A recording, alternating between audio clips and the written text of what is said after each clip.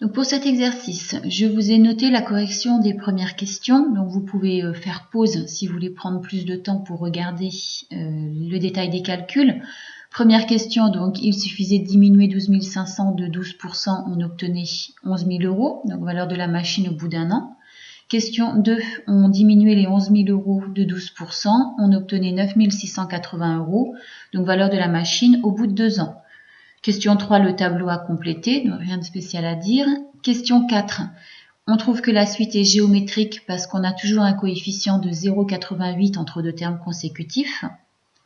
Pour la question 5, la réponse à la problématique. Donc la problématique, c'était au bout de combien de temps la machine aura perdu la moitié de sa valeur.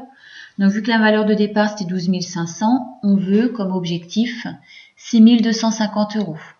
Donc là, je vais utiliser Excel. J'ai préparé un tableau donc avec les numéros des termes, la valeur, et j'ai rajouté une colonne avec les durées puisqu'on a un décalage entre les numéros de termes et les durées, puisque le terme U2 c'est au bout d'un an, U3 c'est au bout de 2 ans. Donc j'ai rajouté cette colonne pour pas me tromper.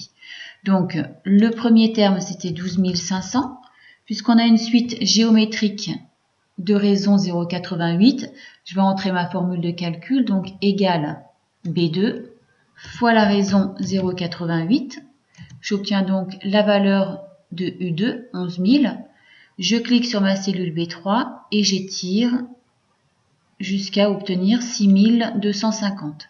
Donc on passe en dessous de 6 250 ici, ce qui correspond à une durée de 6 ans. Ce qui veut donc dire que ici, la machine aura perdu la moitié de sa valeur au bout de 6 ans.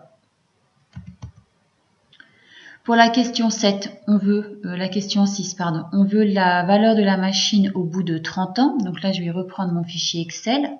Je vais juste continuer d'étirer ma formule de calcul jusqu'à 30 ans, ce qui correspond au terme U31. Donc on trouve 270,02 €. Donc la valeur de la machine sera de 270,02 €.